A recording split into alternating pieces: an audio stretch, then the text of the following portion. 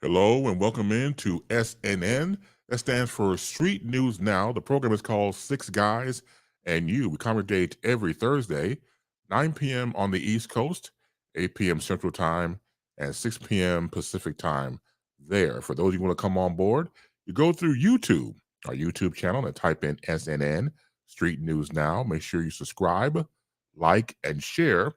Also catch us on Facebook Lives and the Twitter, and also on Twitch. The Masters of Intellectual Chaos is right here in full effect. So we're doing this by chance of 3, not 6, because our fearless leader, Lee Michaels, will join us momentarily, and then Professor Reggie Miles might show up. Buck Wild has a night off, so it's 3. But we can make it do what it do, as I bring in the man with various names, but he is mostly known for Mike Love. How you doing, sir? The M-I-K-E, the L-O-V-E. I see. I like how you think, man. It works. Yeah, and then, that's just kind of how you bring it, and I'm glad to be amongst my friends and to be able to participate in a conversation of joyful noise about the BS that we see in our lives today. Well, you're going to anchor us off this evening with the BS, man, because I'm telling you, it's definitely out there and it's roaming and it stinks to be damned, but it has to be addressed. Also bring in the colleague that gives us sage advice, Dr. Ron Ford. Good evening, my young brothers. You ain't Dr. Ron Ford. Dr. Ron Ford. Yeah. What have you done with Dr. Ron, man? Hey, man, I thought I'd switch it up. Hey, that's what's up. Yeah, just a small amount of applause for you. Thank you, sir. I appreciate that. All right, great. So how are you doing this evening? I'm doing good, man. Still glad to be alive. I work real hard at trying to accomplish that, and every now and then I'm successful. I heard that. Nice. Well, at least on Thursday nights, you seem to get through. Yeah, you give it a shot, absolutely. Yeah. Because when does your show come on Tuesdays? Yeah, Tuesdays. I do my Ask Dr. Ron show, and I'm glad you kept all that in one sentence, because when you throw in ass, I do my ass. I didn't know what he was getting ready to say. Did you, Chris? See, that was a setup. Go ahead, Chris. No, this has been the thorn in my side for years when it comes to Dr. Ron. Because as you just heard yourself, now, of course, we're all getting to know each other over time. Right. I've been trying to tell this man, it's not ass, it's ask. But no, you confirmed it. Ass. Right, to him is ass, right. Y'all through? Yes, sir. Nope. Oh, okay. I fear them arched eyebrows. You gotta be you gotta be tamed. Y'all through? Yes. I ain't scared. but welcome to the pain when it happens. So no, but it's okay, man. So I've been telling them for years, dude, just put the K at the end and you'll be all right. I'm from the south side of Chicago. So am I. That's no excuse. How y'all hear it is not how I'm saying it. A-S-K. How we hear it is not how you thinking. Thank you. Yeah. You just told on yourself. Yeah, you did. You just exposed yourself. How I am saying it is not how you're hearing it. Hey, we got evidence of that. That's all I'm going to say to the audience at large. That's right. They haven't seen what we've seen. Oh Lord, oh Lord, oh Lord.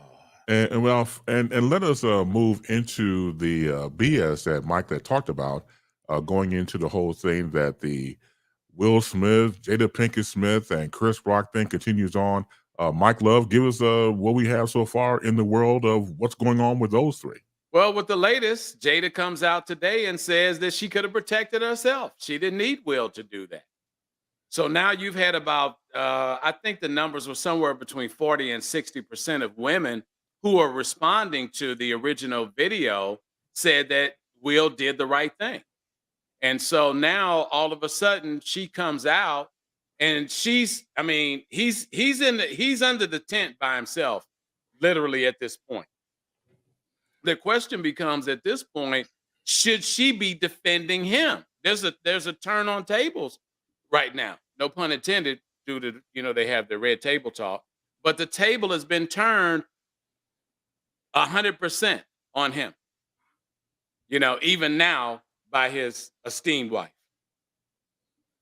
And that's just, I mean, it's just a weird situation to be in, and that doesn't make an excuse for him not to defend her. I don't think that anyone who has heard it, seen it, participated in conversation with others about it, are in denial of the fact that he should defend his wife. He's got that vote hands down 100%. The problem is the actions that were garnered at the time. How do you handle yourself? What do you do? And you chose to globally embarrass yourself. And I feel bad for him because I consider him a friend.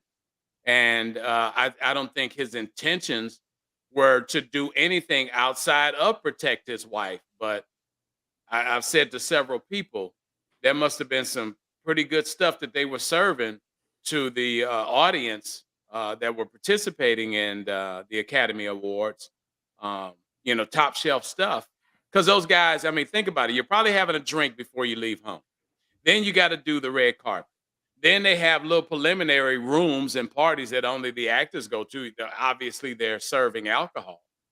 Then they're probably, I don't think we see alcohol on the tables or wherever, because over the last 2 years is the first time we've actually seen them sitting at a table.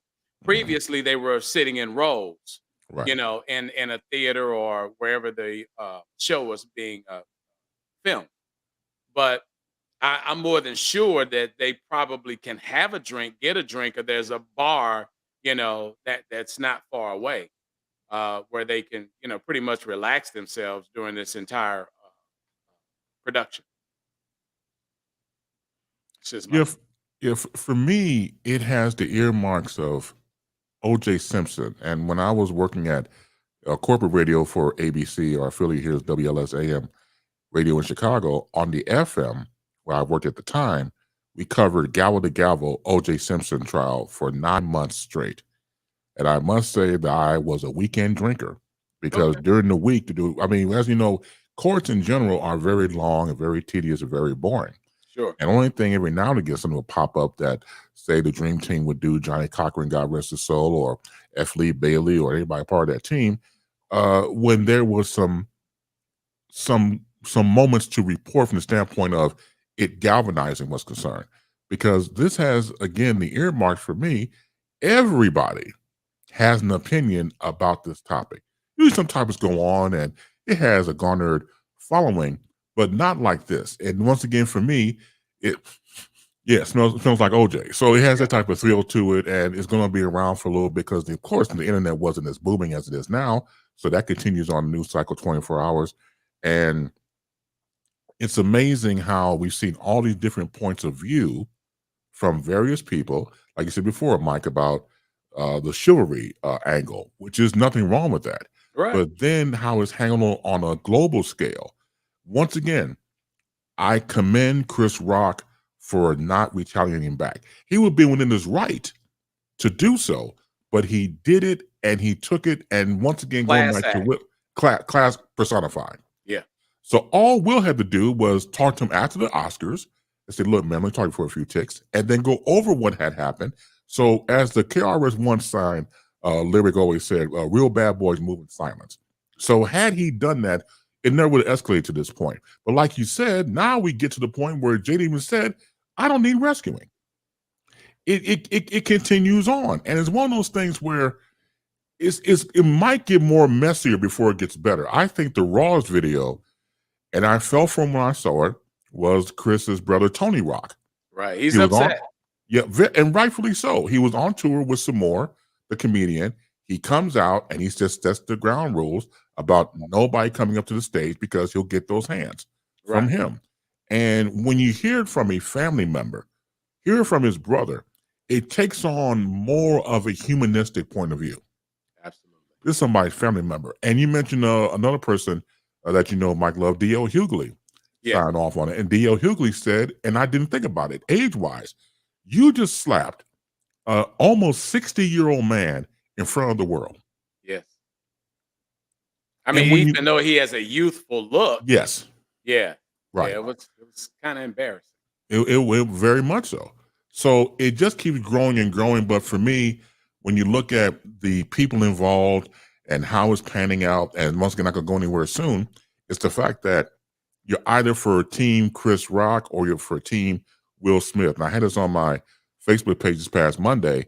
I noticed over this past weekend on cable, there were a slew of Will Smith movies. TNT and TBS aired The Wild Wild West, was a god awful movie, and then on cable, whether it was Stars or Showtime, Concussion, Yeah, After Earth, Enemy smart. of the State. They're All this smart, is man. coming out, right? You know, because you Yeah. gotta have damage control, or I think it's twofold. The PR people from Will Smith's camp is getting that good guy image out there, or I say a little bit of both. The cable stations are galvanizing on the popularity of what happened. Well, the cable stations have the rights, for how many times they can show it and what it costs, that they would have to pay the production company at the start to do it. So they were had a free hand to do it. And I think at that point they said, what do we have to lose? Right. What are people gonna be outside picketing the TV station? That's not gonna happen. No. So it's a win-win. But going back to what you just said a few minutes ago about the composure of Chris Rock, that was incredible because I gotta say, I don't know what I would have done, at that point.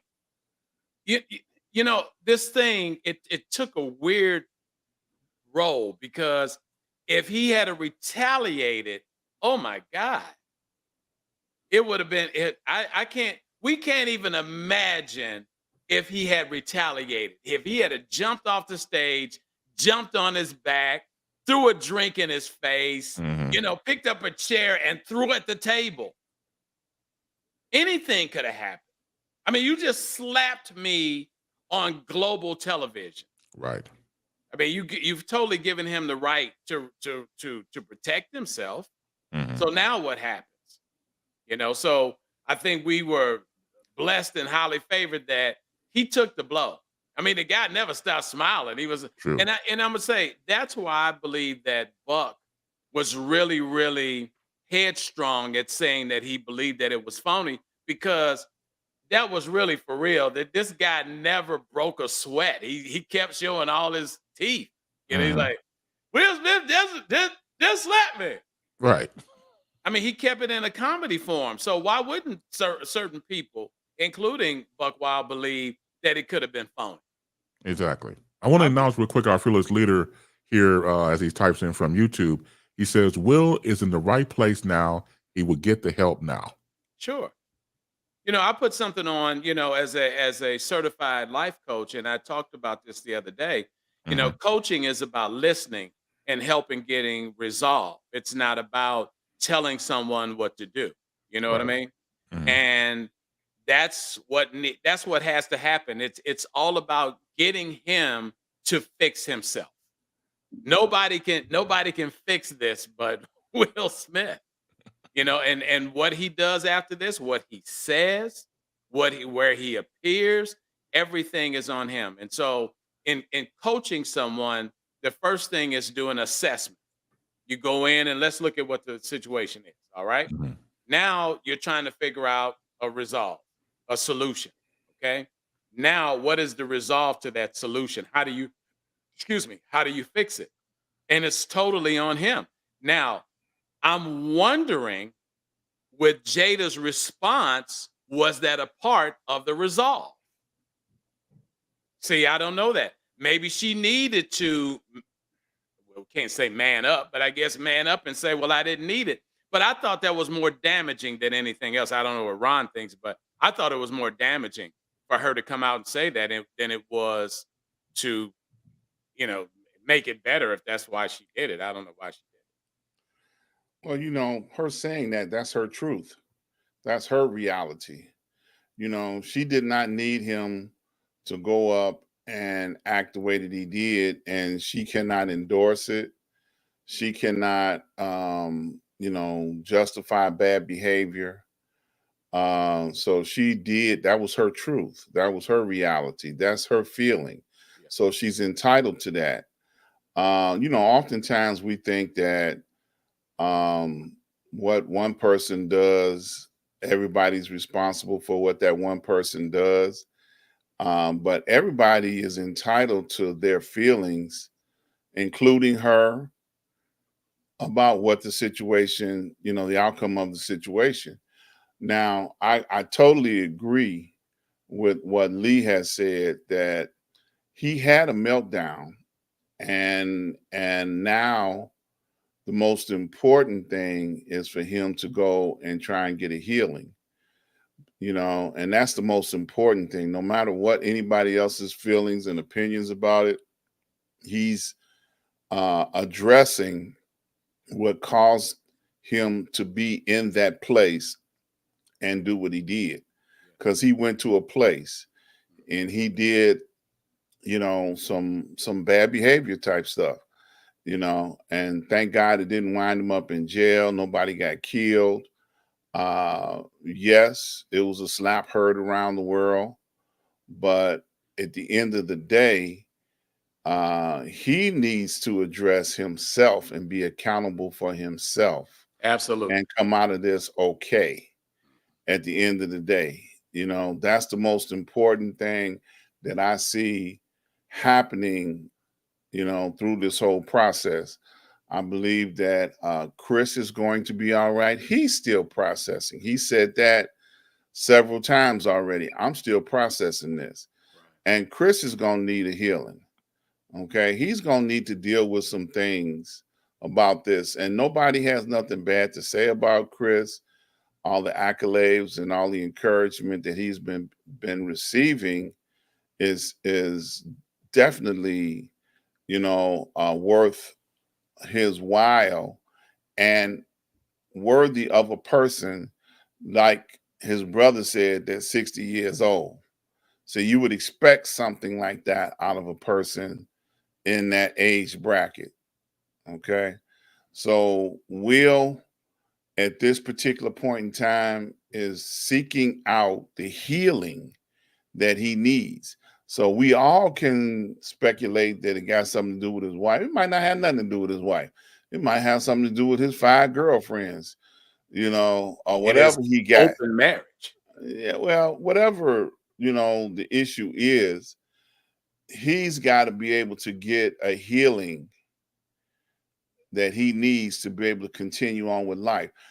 Sometimes people can do some severely traumatizing things and end their life. Mhm. Okay, we're just talking about a person who's having a bad day, and it could have been a career-ending bad day. But I don't think it'll be a career-ending bad day. But I wouldn't care if he not made another movie, television show, or nothing else. If he gets the healing that he needs, I think that's the most important thing that can take place out of this. Okay. And I think Chris, whatever he needs, the support that he needs to process this, to be able to go on and be the person that he already is. He's the mature person in this scenario. Okay. And he responded accordingly by being the mature person in this scenario. So, the support that he's getting is immediate. And he's making money. He's getting selling out 2, 3 days, every place that he's going on his tour. He's But gonna get a premium even to those comedy clubs, and the way that it's set up, the comedy clubs normally give the door to the comedian and they take the bar. Now he can put a premium on top of that because these places, like you just said, are selling out. Chris Rock's coming, everybody's going. It's, Mhm. yeah, it's no questions asked. They're gonna yeah, Right. go. See, yeah, but he still needs a healing as well. of course he does. Yeah, and how he's marinating on this and how it's affecting him, because he's not saying, but I'm sure he's dealing with some things as well, Well, you and know. I don't think that it doesn't have to be plural. one thing you're thinking about, how do I retaliate? And is it through revenue? What is it that you get back from it that's going to appease you personally? And Well, that's I think his big um achievement out of this is supporting Will in his healing. yeah, I think that would be far more rewarding than anything else yeah, that can ever happen out of it. Because at the end of the day, you're dealing with people, not an Oscar. I can give less than a damn about the Academy. I don't care about none of that. I'm looking at the people. the man in the mirror, as Michael Jackson would say. Yeah, and if Chris decides to go visit him, while he's in his healing process, I think that would be great. Support him. I can see that happening. You know what I'm saying? Because at the end of the day, no matter, you still, it's a healing that needs to take place. Yeah, And Will would want that. Man, he wants to be able to look him in his face and say, I'm sorry. He needs absolutely. to be able to do that. See, when you go to a 12-step program, the first thing you have to do is admit you got a problem. Yeah, Okay. That's one of the first things you have to do. And then you have to begin the process of saying, I'm sorry to everybody that you've ever hurt. Don't ask me how I know these things, but but it's part of the process. you read You a lot know, of books, don't you, Ron? oh man. Yeah, you're a reader. But and that's part of the process. You have to say I'm sorry to the people that you brought pain to. Absolutely. Okay, so that's part of the process. So if Chris were to allow him to do that, that would help with the healing process. And I think ultimately this is not an overnight sensation. I don't think it's a publicity stunt. I don't think it's any of that. Because I know, people will, he just doing that so the world will be all right with him. I don't care what you think about that. And how long you want to prolong the agony that this man is in, because you feel like he worthy of the agony that you can put him in. No, can't nobody beat him up worse than he beating his own self up. Come on now. Now, you being a theological scholar, is this a WWJD? What would Jesus do moment? I think this is just a human being moment. To be perfectly honest with you, if any of my brothers on this show were having an issue or a problem, I'm going to be there to support them no matter what the problem is. Right. So and that's just love one to another. Absolutely. So it's not a what would Jesus do? It's just love one to another. Because if I see, I'm gonna reach my hand out to you. And if you slap it away today, I'm gonna reach it out again tomorrow. You see what I'm saying? I'm gonna keep on reaching my hand out to try and see that you get the support that you need. Because sometimes we could be having and this is just a reality moment. Like we talked a couple of weeks ago about having addictions. Yeah. I was a crackhead, and I can't even tell you all the people that reached their hand out to pull me with a lifeline. You see what I'm saying? So it's all about a lifeline, Right. and having been in a person that have had issues. I have hurt people with my addiction. I hurt my family. So when you hurt people, you understand that, wow, I got to do a healing. I got to be a part. They got to allow me to be able to be a part of the healing process. And I got to allow them, so it's a process. Testimony is the biggest part, I believe. Well, yeah, it's, I don't know who's leading or quarterbacking his healing process, but at the end of the day, he should come out of this a better person than he is now and what it was when he allowed this to happen. Yeah, You know what I'm saying? So absolutely. it's a process and the healing is underway, you know. And anybody that's willing to be a part of the healing process, I applaud them. You know, immediately after it happened, you know, side, And that's what happened immediately. I mean, even though he said Will sidebar. Smith just slapped me, No, no, he no. I'm talking about immediately after it happened and in that auditorium, and they went to right, break. Denzel Washington and Tyler Perry immediately responded to Will Smith, you know, in his time of need. right, exactly. Okay. So, but they don't blow that up, you know. And Denzel said, we said a prayer. We went to God immediately, Right. you know, in the midst of while this just happened. You know what I'm saying? But So, see, a lot of people don't understand or know that Denzel is a PK.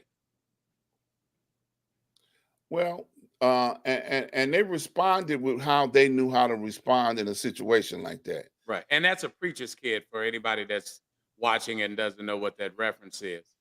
His father was a minister. As a matter of fact, Mm, he just did a international leadership summit with Bishop T.D. Jakes in That's Charlotte, right. and he spoke on the incident as it happened, yes. and the words that he did give to Will, and that, like you said, I agree with you 150%. It's being a man isn't easy, but it's not something you can't do. And those were male moments, from what I'm hearing from you. And I think that you've identified those correctly. Everybody had to stand up and be a man at that point. And it seems like it actually did happen in real time. It didn't take weeks. This just in, put it in your voice, Chris, this just in, I've got news from the newsroom. you know, Breaking news. breaking news, Will Yeah. Smith and Chris Rock have just met. Well, let me throw You this know. out there though. So and let me cut you off, Mike. I'm sorry No, if no, I no. done I was that. done. I was Are we looking at Will Smith collectively really want to get help, or is one of those, like you said earlier, Dr. Ron, a Betty Ford, I'll be out in a few months type of thing? So is it real or is it Memorex, quote unquote? Ron. Well, I think that um, in his brokenness, you know, he needed to be able to do something. And to go around and ignore that he didn't have a moment where he broke down and he was not able to deal with his emotions and feelings at that time, you know, I think he would be lying to himself because what he say to us don't even matter. Correct. You know, it's only what you say to yourself. Like you just said, Mike, you know, the man in the mirror, because you got to wake up with that man every morning, Every day. you know. So um, I think that I think it's part of what's ahead of him now and whatever steps that he's got to take, you know, I think this will help identify those steps for him. Did I answer your question? Sure. Yeah. It Yeah. ain't over. I mean, I think you Yeah, you it's you not over. stated it. Yeah. You stated it well. It's not over. Go ahead, Chris. Right. You know, it's like rehab. When you go to rehab, the first thing that they like to identify to you is that, you know, you're a junkie, Yeah. you know, and every day for the rest of your life, you're going to wake up a junkie. But you have to make the decision not to do whatever your vice or whatever your addiction has been that has been keeping you held in hostage or bondage Right. for as long as it has held you in bondage. So when you go to those, you know, some people call them 12 steps, some people need 24. You know, whatever steps that are put before you, they're put before you for you to help you have that reality check. It's a reality check, you know, that, you know, for me, Nobody else. I tell myself every morning when I wake up that if I were to decide to go back to where I was in 1985 and take another hit, that would be the last hit that I would ever take, because I believe my heart would stop. Yeah. You see what I'm saying? Well, that's how that's how my addiction got stopped cold, because Uh-huh. I had to have 2 stents put in. Yeah. And so, I mean, I never did crack, but I would, smoke weed on a regular basis, and basically didn't do anything without smoking weed. I mean, weed was part of it. It was a prerequisite to Mhm. anything that I was going to do. I was Yeah. going to smoke a joint, And see, part of my testimony in my life, my dad was a crackhead, and he went to his doctor, and the doctor told him he needed to stop drinking, stop smoking, stop doing everything. And if he didn't, he was gonna die. He ain't gonna last a year. Right. Well, my dad was from the west side of Chicago, and I call him a cowboy mentality. Okay. So when you got a cowboy mentality, you decide how you gonna go out, at the OK Corral. So he decided he gonna go out in a blaze of glory. Wow. So one day he's up in the house, in my aunt's house, by the way, smoking like a chimney all night long. And in the crack of dawn, his heart blew up. Okay. So when I look at, what happened to him, part of my reality is, like, wow, crack killed my own man, and I hate crack. I ain't gonna lie. And I'm not gonna let it get me like it got him. Hello. Mhm. Reality moment, So when Well, you look at go ahead. go ahead. I'm sorry. Go ahead. Finish Yeah, that point. yeah. So when you look at a guy like Will Smith, who just had a major meltdown on a world stage, that very well could have been his rock bottom. All right, now And he stop could right have there. now Stop. Stop let right me just put the other part to that, Okay. because he could have very well have left out of there and ate a bullet. True. Okay, because Yeah. that's his bottom.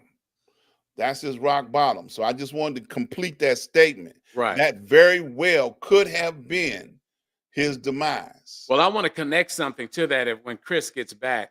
Mhm. I think it was a Jed. Can you put up that last statement that he made? Because I got a question to Dr. Ron to follow up with what he just said, and it says, can healing process occur with toxic interactions? I think Jada needs to get to step, and I think that's what he meant to say. Watch the red table uh, uh, debacle last night. It was obvious she's ego driven and manipulates situations. Will was hurting and she straight laughed in his face. Doesn't sound like a soulmate. So my question, going back to what you just said about addiction, is and in this 12-step program, is she a part of that? Is she a part of this addiction to what's going on with him? I would say it would probably be to his advantage to keep her ass away from him, because she's toxic. Well, that's my question, and that's why I Yeah, didn't mean to grossly interrupt, but you hit yeah, it right on the head. I just wanted to, yeah, and when yeah. that No, came she's through, you were toxic. talking. Because see, Yeah, right now she's gonna spend this into whatever she's gonna spend it into to benefit from it, just like everybody else. They're gonna right. benefit from it, spend it any kind of way she want, But as far as whether or not she needs to stay away from him or not, only he can answer that question. Yeah. And You that's a know, pretty, I mean, that's it, when you say something like that, that's not easy. This is his wife. This is his family. but Okay. Is she what? is she his wife? Well, she is by in marriage Okay, okay, by law. by law. Okay, because a wife, according to the vows, says in sickness and in health. Yeah. So if you cannot live up to the vows and the words that came out of your mouth, then is she his wife? So the Or is words she that now, just somebody that she shares a family with? Okay, you keep saying things that make me interrupt you, and I'm sorry because I mean you're hitting this nail so hard. Okay, now just what you just said, the words coming out of her mouth to me, Uh-huh. and we don't rehearse this show, so everything that we're doing, folks, is just what we're talking It's about right organic. here in real time. Yeah. It's organic. So words that are coming out of her mouth instead of her laughing at him based on what Jed said, shouldn't she be saying she should be apologizing to him and saying to the world, I stand with my husband for Husband. Yes. protecting me, but I didn't want him to do it at that level. Right. And they should be having, because what can help others would be them saying, this is not how you handle it. If we No, have a what problem, she should be doing is shutting the hell up and try to be there with her husband well, I mean, if step she's by gonna be step. right, but Yeah, if she's don't gonna say a be word. right, Because but it's a saying, and not to cut you off. I'm no, sorry, go ahead, but no, let no me problem. slide this in here. Okay, There's a saying that we often have heard that says, um, it is better to keep your mouth shut than to open your and be thought a fool than to open your mouth and remove all doubt. correct, absolutely, Okay, there's a saying that says that. So by her opening her mouth, she looks like the fool because she is not standing on the foundation in which she should be. That's right. why I said what I said. Is she his wife? Because a person, now she might be the baby mama. I ain't gonna deny that. She might be, and I Right. said might. you But know, no, she the baby mama. The question would be, is he the daddy? yeah, That's where it comes in. She gave birth. So because she the baby mama. because Is at he the the daddy? end of the day, if I got somebody that's supposed to be in my life, if I'm going through something, if I get weak, Right. they're supposed to get strong. Absolutely. They're supposed to put me on their back, and I know that's gonna hurt. Mm. Put me on their back and carry me. Just like if they're having an issue, I'm gonna put them on my back and carry them. You understand what I'm saying? I mean, that's what should have happened. and that's what should be happening. But here's my thing with certain females and certain women. This is not to, once again, this disclaimer, I'm not saying all women. Some women say that I want equal pay. I should be treated the same as the man. I'm all for that. What I don't like with certain women when they hide behind the helpless female role when it's benefiting them. But At I don't times. think that she's hiding behind the No. help. I'm just talking about in general. And then Oh, what I'm in saying, general. Okay, I get right, it. in this situation, it's not that at all. It was more the respondents were Exactly. doing what you're saying. Yes. Right, Yes. exactly. He So should have been standing by me. It's what a man's supposed to do. Yeah. Right. There you go. I agree. And so it's not like he married someone like Halle Berry Right. or a Viola Davis.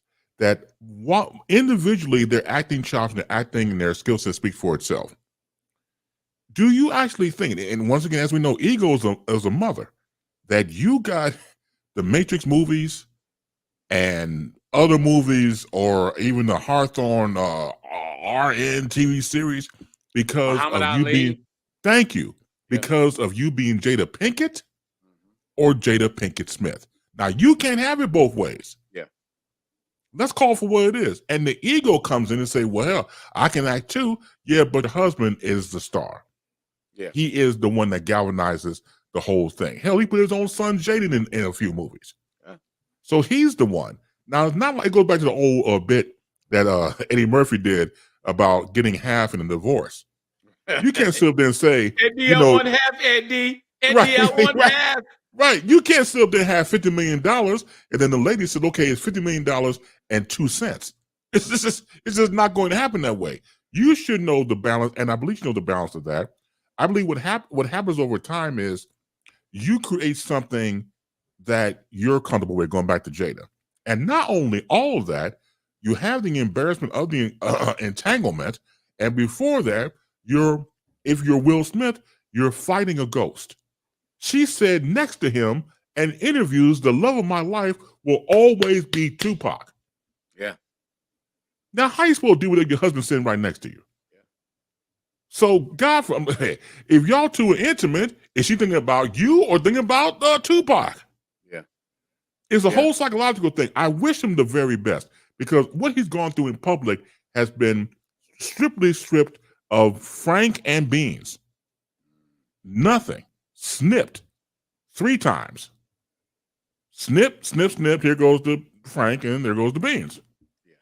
Because the psychological warfare that she has shown, and once again, I know it takes 2 to make up, 2 to break up. I understand all that.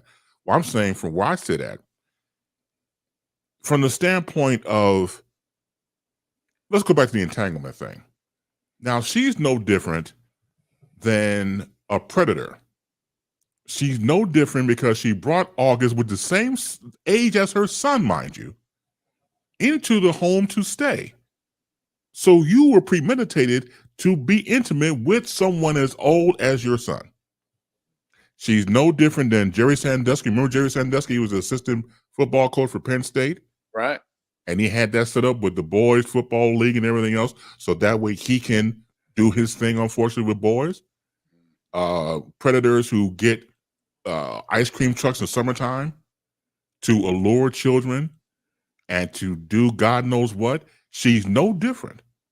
So you have to look at it in that predatory perspective, because the predatory perspective, when you're talking about someone who's put everything into a situation that should not have happened. Your boy, going back to D.L. Hughley, he mentioned about a friend of his daughter who came forward and said, look, Daddy, there's a friend of mine that needs somewhere to stay. So they moved in. What would he have looked like if he hit it on the friend's daughter, the daughter's friend? Wow. It's predatory. So it has to be examined as, look, there's no blame to go around. My point is, from what I've seen, the fact that you can take all that manipulation from what she did to him and then put it into the mixture is just not cool.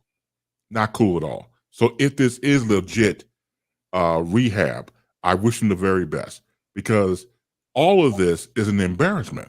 All of this has been, that scream to Chris Rock could have been a scream for help, as we read it earlier in the conversation. Yeah. Slapping him, meaning Chris Rock, you can't slap your wife, and you can't slap August because he has mental issues, and you really be the bad guy then. Right.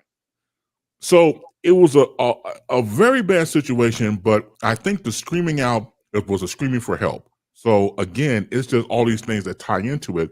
I'll even go back to Bill Cosby. When Bill Cosby was on ABC's 2020, and he stepped out on his wife Camille and had an affair, and he did not say the word affair. Just like Jada did not say the word affair or stepping out or cheating, she used entanglement. Bill Cosby used rendezvous. Woo! Come on now. Words are powerful. So when you romanticize it and flip the script, this is what happens. You're not taking responsibility. But those words come into place of you not, what's the word I want to use now? You're not accepting what it really is. So you're trying to create something to say, no. That's not black eyed peas. That's just beans with little black dots on them. Exactly. Yeah. Yeah. Now you're creating your own language and you want to do quote unquote lawyer speak on the whole thing. You're not taking responsibility for what had happened. Yeah. So and what had happened was, see, he was upstairs and then I came up. And then I didn't know that he didn't see me with whatever happened. I mean, you just gotta, it's not good. I think the manipulation obviously is showing itself, and the 3 of us don't even have to claim it. It's happening in real time. And the manipulation is the problem. Right. The question is, who's being manipulated? And I think we all know who it is. And that manipulation caused a serious breakdown. Because if it only takes someone rolling their eyes, code word. If it only takes a code word. Remember in the old spy movies, that you could say a cold word and the person would go, batshit crazy. So he looks, he's like, and he looks over and she's rolling eyes and she's not having it. Mm-hmm. Now his whole demeanor changes. Now we didn't see it in real time, but I mean, you don't have to be Criminal Minds or NCIS or any of these TV dramas, police dramas, to get down to the bottom of what's kind of happening. We don't Right. know. But I Mhm. think you and Ron have hit the nail on the head.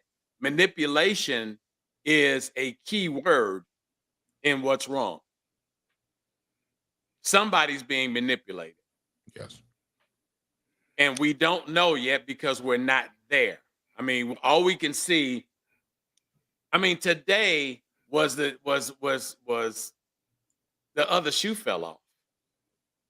You come out and said he didn't need to do that. And it goes back to everything that you just said over the last 5 minutes, Chris. And where's the level of protection? Even if you felt that way, once again, you should be standing in unification to say, I hate my husband did that, but I know he loves me. We didn't hear anything like that. I wish he hadn't have done that, Mm-hmm. but he did it for me. And if you guys want to be mad at somebody, be mad at me. That's if you were going to come out and say you could protect yourself, that needed to be attached to Self-serving. self-serving. Yeah. And that's what appears without saying, because we don't live in the house with them, that it's possibly the problem. Somebody is being self-served, and when they're not, it ain't a happy place to be in. And they're gonna do whatever they're gonna do whatever it takes. If they have to create their own Facebook group and come up with a name to discuss their issues, to have control over it, they are in control. I go back to what Ron said. Mm-hmm. That ain't a marriage. Mm-mm. No, it's not. But it is another thing that came up in conversations I've had with people. Remember the old Charles Barkley Nike commercial about role models?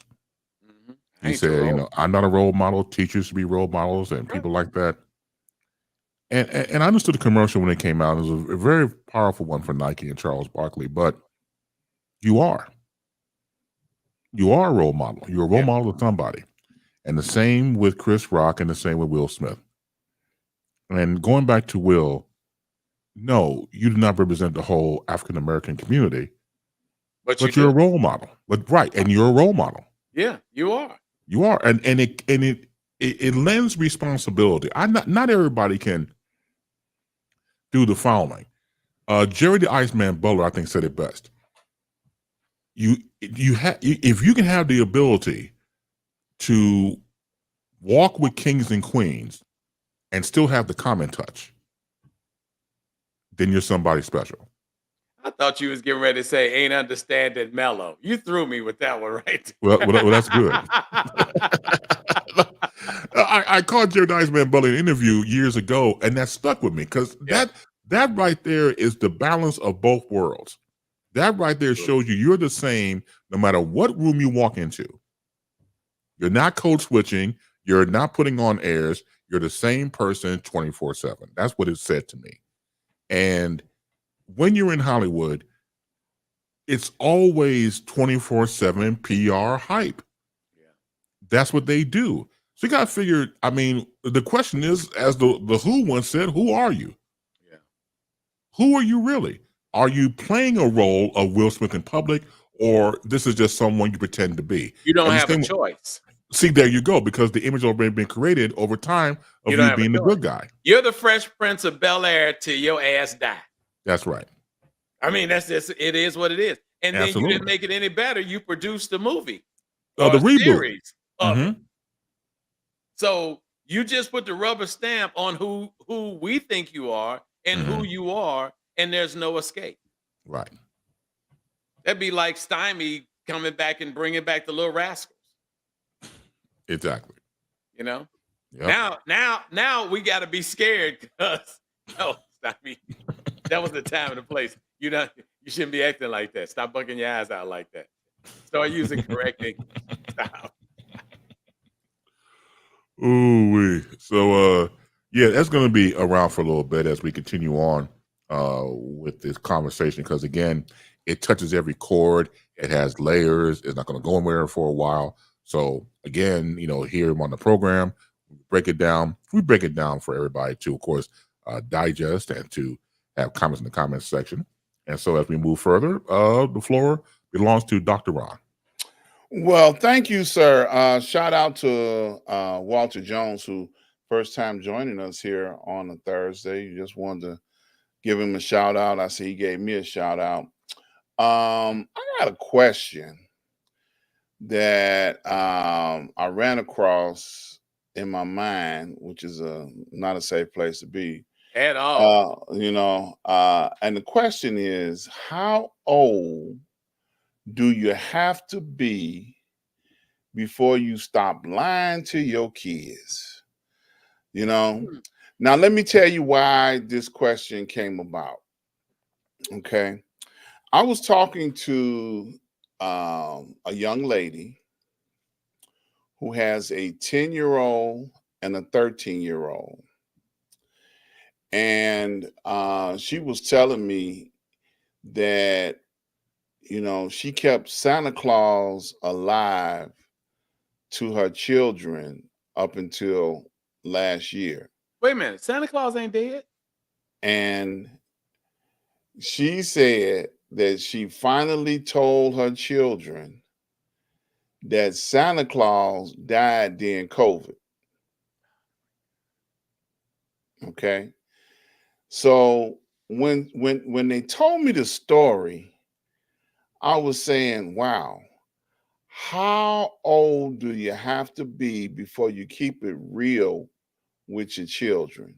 Now, when my kids were young, I just kept it real up front. When they knew what Christmas was, I'm like, look, ain't no such thing as Santa Claus, because I'm not gonna wait till December 24th, 25th, whatever day they say it's on, to give you a pair of socks. You know it's the 25th. Stop it. when you need a pair of socks. If you need a pair of socks in February, I'm gonna give you a pair of socks in February. If you need some clothes, I'm gonna give them to you when you need them. I'm not gonna make a holiday up to say, "Oh, look what Santa Claus bought you," for your holiday. I'm not gonna do it. And I've always told my children there ain't no Halloween, and no, the Europeans didn't come to the United States and create Thanksgiving. They was almost dead, and the indigenous people of this country, helped keep them alive and showed them how to plant That's and what the party harvest. was all about.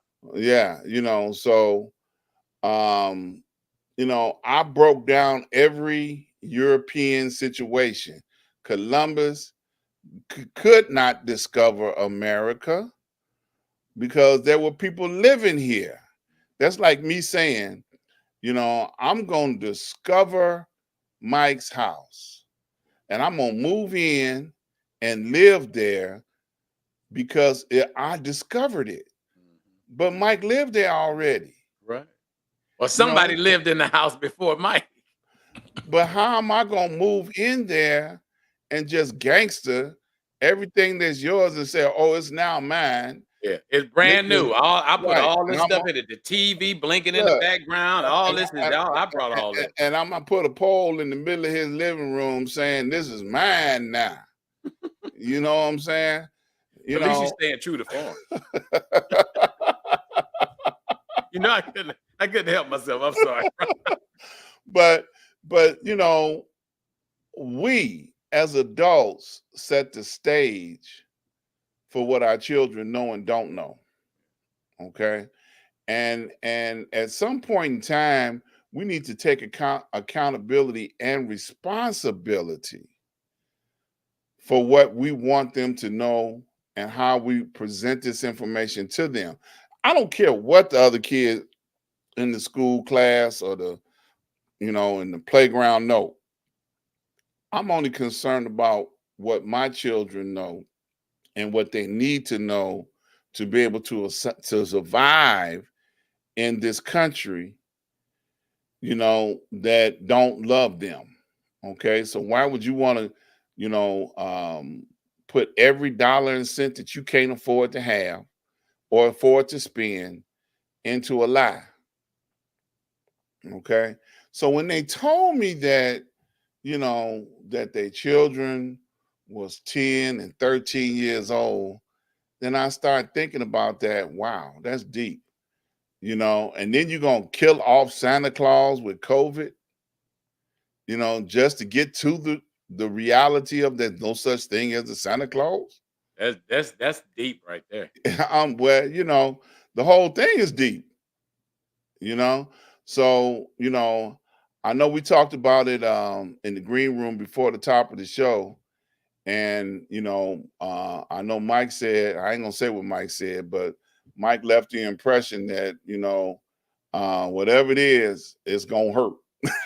Well, okay. Well, let me jump in and throw my own self a life raft because you about to let me drown. Okay. Uh, Help me. The thing of it is, and I didn't learn this until later on in life, and this may not be addressing the direct question of when you stop lying, but see, it's taking fantasy to reality. Okay, so in the early stages, it's all about love and gift giving. The kids get their toys, they get whatever they want. They write a letter to Santa, which don't go to Santa, it goes to mama now because she don't know what the hell you want. So all of a sudden now she knows that you want a Hot Wheel track or you want a Barbie doll set or Playhouse or whatever the case may be. And so all these things just to show mommy loves you or mommy and daddy loves you, you get these things. Okay. And you don't really want the kids to know that they really came from you, so you use Santa Claus so you keep it to a time frame of when they can ask for, excuse me, when they can ask for these things. Okay, so it's all a trick. Now, as the trick continues to go and you get older and you realize that okay, you don't need to really be playing with Hot Wheel cars. You don't really need to be playing house with the Barbie dolls and so on and so forth. Is when the reality comes into place, and now all of a sudden, Christmas you get clothes because you've gotten a bike, you've gotten a wagon, you've gotten a teddy bear, you've gotten a doll, you've got race cars, you got a ball and a bat and a glove, you got all these things. But this Christmas, somewhere around 12, 13 years old, and you got pajamas and a robe. Wait. and you can't figure it out. You can't figure it out. You got pajamas and a robe. You've always gotten toys. Toys are related to Christmas. Ask Walmart, ask Sears, ask Target, ask any of the major stores. They're showing you toys. And that means you go get the toys, you wrap them up with a bow on it, you give it to them, and those toys are your love. Now, the love doesn't stop, but the reality has to come into place that you no longer are playing with toys. So now all of a sudden you start getting adult things. You got slippers. You've been walking around the house barefoot for the last 10, 11, 12 years. Now all of a sudden you have slippers. You got a necktie. You got a shirt. And the same thing goes for what the little girls get. You got a dress, you got a pantsuit, you got a scarf, whatever the case may be. And I think the question at hand is not about, I mean, I'm not changing your question, but I'm saying the lie is really not a lie. It's when does the reality when does it go to reality from fantasy? You see what I'm saying? And we keep playing the game endlessly because the art of gift giving is love. So if you came out and told the straight truth and said there's no Santa Claus and we're not giving gifts anymore, love is attached to that. You don't love me anymore, that I don't get anything. It's like somebody killed the love. And I believe I'm with you in reference to the lie, but you can't stop the lie if you've painted the picture. Now, I'm sorry. I'm going to cut you off. I want to get Okay. this in real quick because he's been at the car dealership for 37 straight hours, and I know he's tired, and I know he wants to vent. Our fearless leader, Mr. Lee Michaels. Ladies and gentlemen, can you hear me? Yes. Yes. Yes. It's interesting that you guys are talking about Santa Claus, and I just want to go on record and get it established and clear that, God damn it, I'm Santa Claus. Yeah, right. I'm that man. Yeah. Yes. All those presents y'all been getting, Obviously. right here. Now you got a little time. You're about 8 months out. You need to start eating so you can get in your suit. Okay. But You done lost a little bit. That was by design because I had to go undercover. Undercover Deep brother. Undercover. Deep. Forever. Well, at least you kept the Santa Claus hairdo. Okay, That's so right. all is not lost in this situation. But okay. And I think there's nothing wrong with being that person. I think it was Michael Jackson that used to sing a song, I Saw Mommy Kissing Santa Claus. Yeah. Right. Yes. Yeah, back in the day. And he wasn't the first to do it, but yes. Yeah. but it was speaking to the truth that it was a family member, that sacrificed and tried to make sure that that they had a turkey to put on the table and chitlins and everything else that went along with a holiday meal. So and that to me is more realistic than trying to spin a yarn and then associate that yarn with love. I'm not biting on that bullet, because at the end of the day, my children cannot, they might, but they can't say that their daddy didn't love them. They might lie to you and say, oh, my daddy didn't love me. But, at the end of the day, they know I did things that were done out of love, and trying to keep them with a roof over their head, and keep them with the reality that goes on in this world. Like when my son came to stay with me at 17 years old, I had a short period of time to get that foolishness out of his head, because he had a different kind of foolishness. He thought that the world owed him something. Okay. Now that's a different kind of foolishness. That was a different kind of reality check. And, and the reality check that I had to put on him was that, look, you're a black man in America. You'll either wind up dead or in jail. Okay. And we got to do something about this. Don't nobody owe you nothing, son. Now you can go out here and conquer the world and get whatever you want to get, but ain't nobody going to give it to you. Okay. Right. So, I felt like I kept it real with my children, so and you taught him how to hustle. Yes. Right. I taught him how not to believe in European marketing days, Easter bunnies. Okay. That's a European marketing day. Christmas. That's a European marketing day. Valentine's Day. Yeah, Valentine's Day. All these days they came up with Sweeties Day. Yeah, to generate retail revenue for a corporation. Hello. President's Day. Well, it is marketing. I mean, nobody can deny that. But I think let's get back to the LOVE once again. And can Chris, can you bring up Jed was talking about it shouldn't be a lie? Okay, so he says, can the parents paint a picture without the lie? not being critical, just curious points. Okay. Now, yes, but see, the thing of it is, as a parent, and all of us have been parents, I don't think that there is a book that tells us when we need to get to these points. We're just as much believing that Santa lives in the North Pole as the kids. You see what I'm saying? So when you're trying to get the reality in place, it gets lost. And something has to happen. And then Ron just made an excellent point. Now kicks in Sears, Target, Walmart, and every other store that verifies the lie that you've been telling, saying that it's Christmas and you're supposed to give the stuff and you put up the tree and you meet with family. So you don't even get a chance to have that reality conversation because it's convoluted by the marketing that's put before you on television.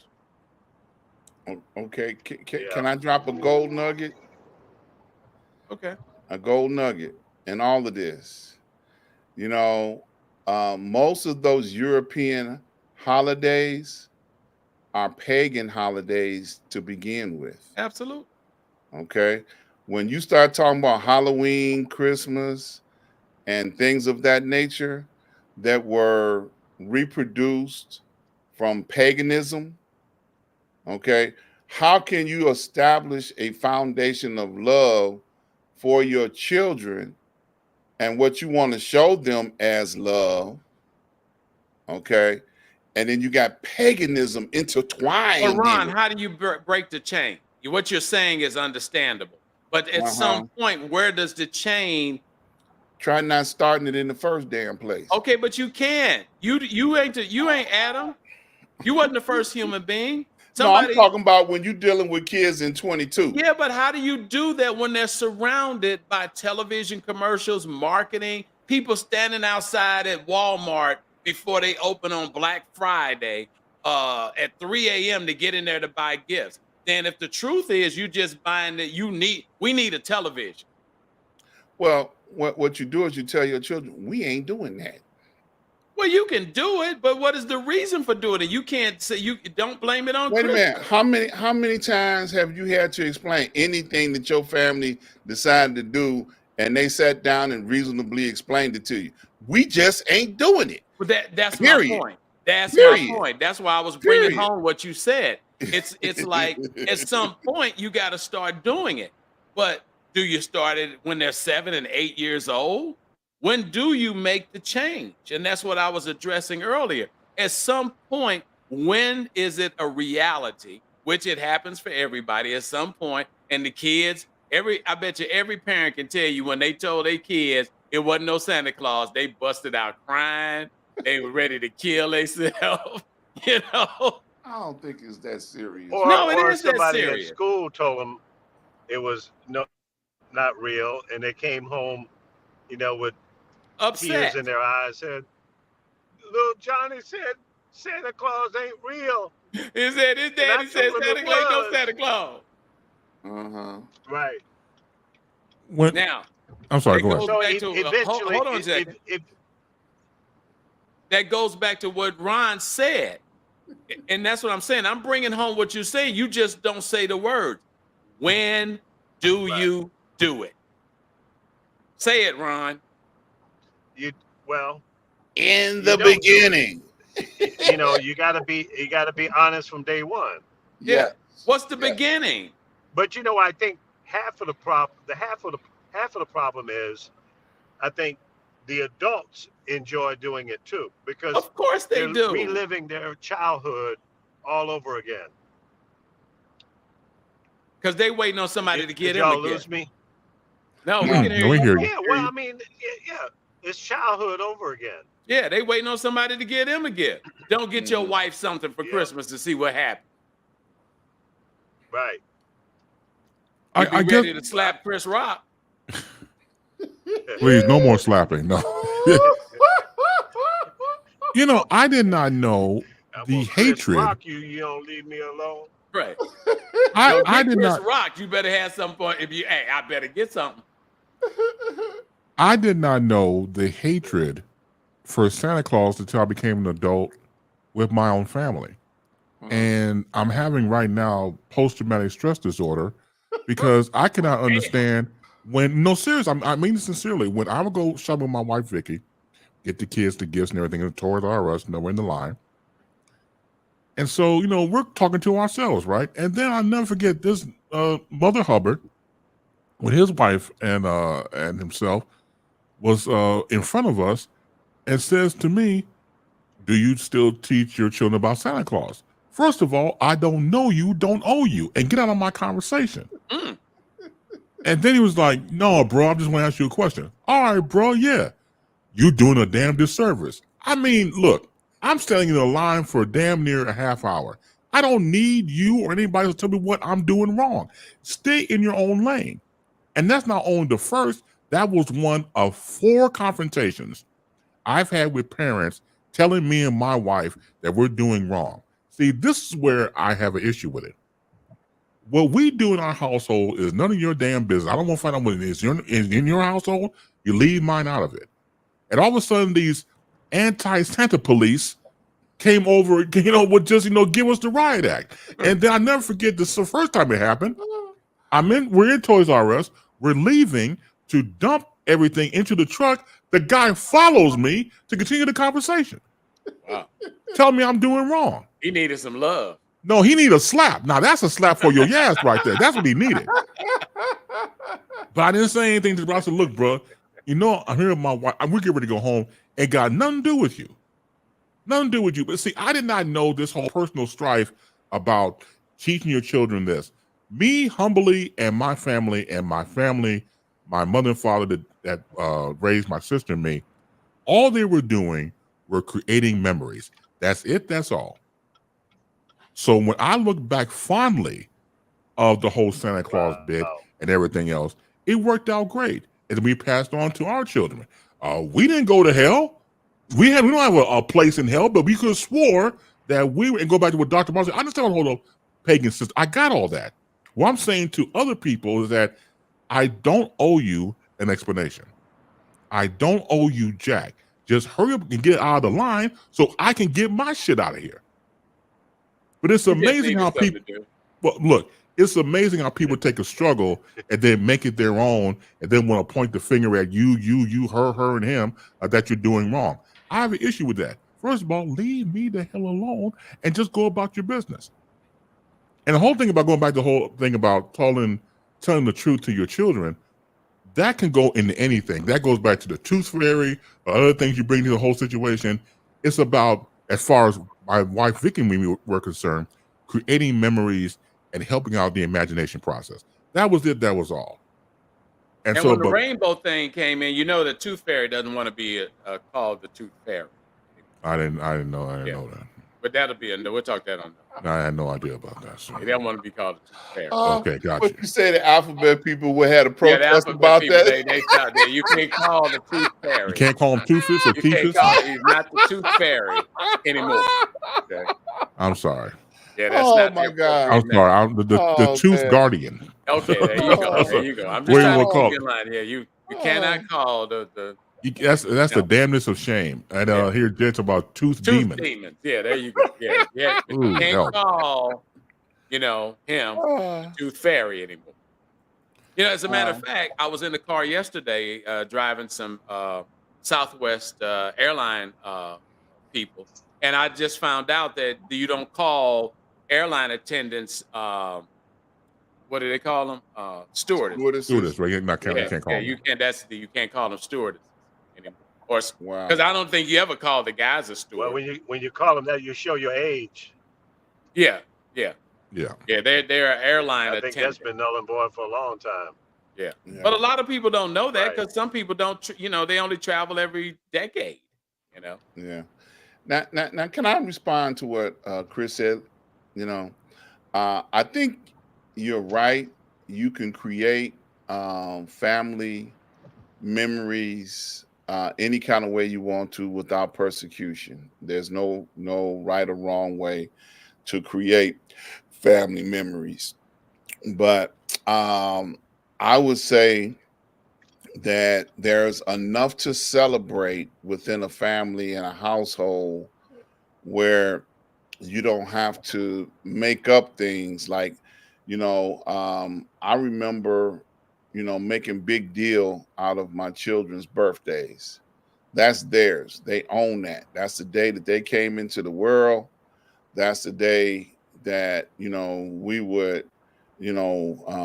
raise, whatever celebration level to an all-time high, and we would do that, you know, um, and if and the person who told me the story about how they had to kill off Santa Claus with COVID, evidently they had some issues with, with that, because they wanted to try and straighten out something that they felt like they had gone astray with. And as far as the tooth fairy, I heard a comedian say one time, all families were not able to have upset the alphabet people, tooth fairy. And she responded by saying every time she lost a tooth, she heard they was paying $5, $10 or whatever. And every time she put one on the tooth, she had enough teeth on the other to make a set of dentures. Now you can see what's happening in real time. You can see what's happening in real time. The uh-huh. rainbow people have attacked Uh-huh. um, Dr. Uh-huh. Ron's microphone, and everything Uh-huh. he just said, they shut you down. We didn't understand any of that. Okay. Well, Okay, and it's back. See, when you yeah. as soon as you went into that fairy thing, you got Yeah. cut off. Okay. That's all right. Yeah. But I agree. Creating family memories is a wonderful thing. How you choose to do it is your choice, your family. But I wouldn't want to see people get too far into it to the degree where they got to kill off whatever happy person that they created, whether it be Santa Claus or whoever, with COVID. You know what I'm saying? So now So you now they should have a picture of Santa Claus in the house with a mask on. hey, I'm just asking for a friend. yeah. Well, if your kids still believe in Santa Claus at this late date, Mike, I don't have any children. I mean, man. I don't have any kids. All my my children are they are adults. Okay, I get your point, but what I'm saying is, I get you. It's like, once again, we're talking about celebrating the birth of Jesus Christ. Hmm. It's an easy way out, that if you took that biblical sense and moved into that direction, and talk about love, because I think gift giving is a love process. Hmm. When you give someone, you know, something, it's a gift. If it's money, if it's a doll, if it's whatever, GI Joe with a kung fu grip, whatever it is, it's love. And that's where the emphasis really needs to be put, is on the fact that we're talking about love here, not supporting the agenda of the Sears Corporation or Walmart or Target or these other stores. And I'm not, no pun intended, targeting these stores by any means, because they sell merchandise to be open, and we need that. But once again, they don't help the situation, because every commercial is definitely going to that lie. Hmm. You see what I'm saying, Dr. Hmm. Ron? Okay. And so, yeah, we need some help, or they need some help, because I don't have to worry about that anymore. I can barely get my kids to talk to me just on Monday through Friday. So we ain't even dealing with holidays right now. I heard that. Yeah, Yeah. That's right. But Yeah. your point is very well taken, as far as I'm concerned. It's, and here's another thing, in the dating arena that I'm in right now. Most of the women are over 45, 50 years old that I have an interest in, or they have an interest in me. And all of them they want to get to them grandkids. Oh, I'm trying to get the grandkids, and they trying to love on them and do everything for. And there's nothing wrong with that, because grandma did everything for you, but grandma painted love. It was your parents that was working the Christmas wheel. Grandma and grandpa really wasn't talking about Christmas. They just wanted to come and hug on you and have you jump in their lap and kiss them and call them grandma and grandpa. They didn't put that much emphasis on it. It was the parent who they got to put up the lights, they got to put up the tree, they've got to do all of these things that doesn't really make the association with why we are celebrating Christmas. Now, another thing, and then I have to go back to you from a theological perspective, Ron. I'm getting word that the whole date of Christ being born on the 25th is not correct. It is not. So now what do we do? You don't lie to your children. Okay, well, that's it. Okay, No, since we're gonna go there about don't lie to your children, let's go all the way with it. Now I know people in other families. I've not heard in my family in particular. I'm not saying I'm not ruling it out. You talk about lying to your children. You got cousins that happen to be your brother and sister. Now, where does that come in? Well, that's a situation. That's West Virginia. Well, That's now, where that came in. now let me tell In you, the let me hills tell you a in story. Kentucky. Let me tell you. Ask Mitch McConnell. Right. Guys, let me tell you a story because this is a very delicate situation, not for me because I'm past it. My mother gave me up to her oldest brother for adoption. My birth mother's name was Alice. My mother who adopted me, who is my parent, is Alice.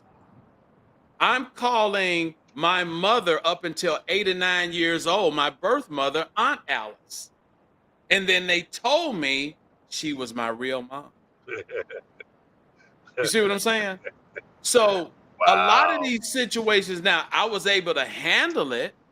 I asked more questions probably 10 or 15 years later than I did the moment that they told me. But once again, these are delicate situations. These aren't easy to say, well, you just go and just tell them it ain't no damn Christmas.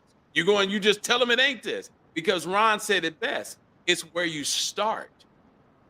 Yes. That's Because true. if you start it, you can't stop it. Yeah, you got to live it out.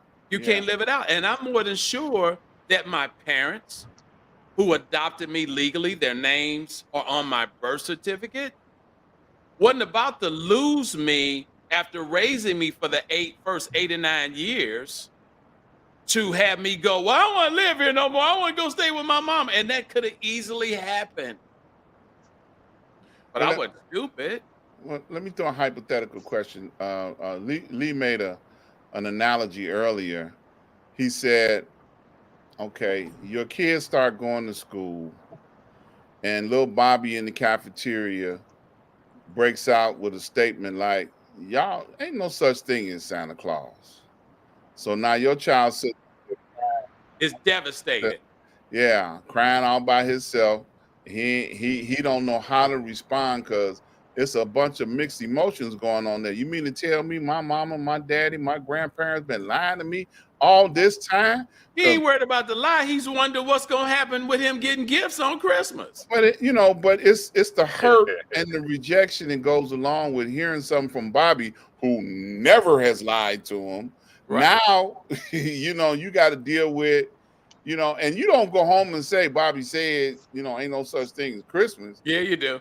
Because you want answers. Yeah, because exactly like you said a little while ago, they still want the fringe benefits of living that within the family. Right. But yet they still have a moment, So is that the way you want your children to find out things? Or do you want your children to find out things from somebody who loved them enough to be able to, create this scenario?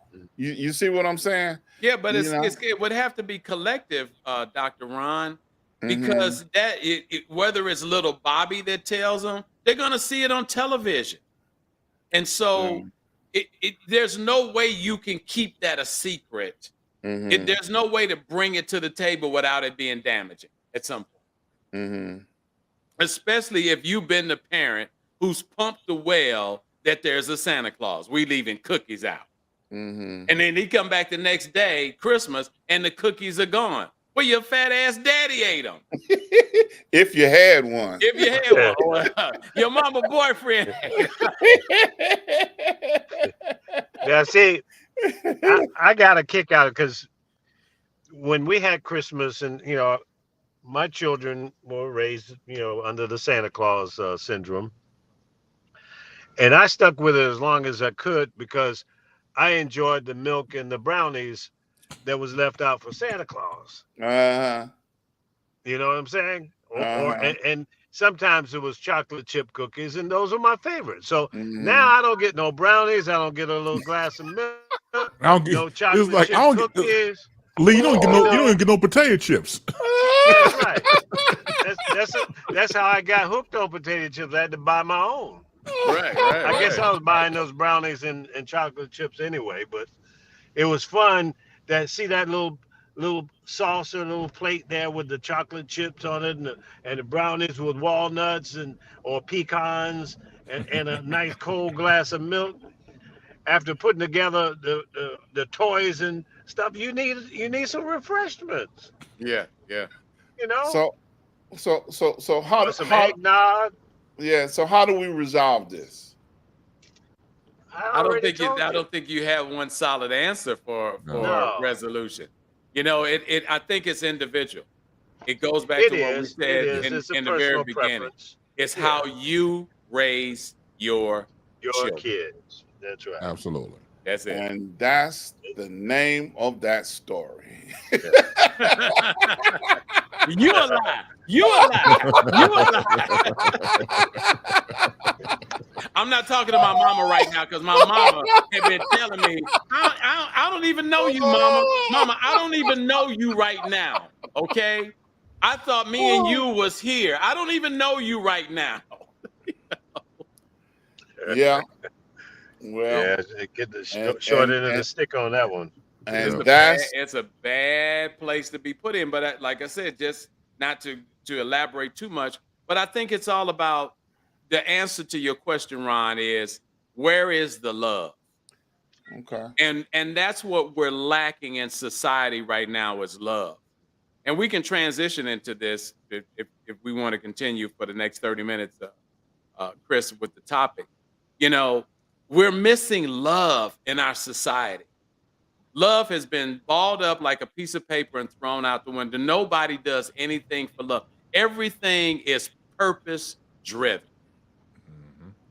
And that's got to stop because we don't know how to love. And that kind of takes us back to the Will and Jada part. Let's just leave Chris Rock out for a minute and talk about love with them. Where is the love?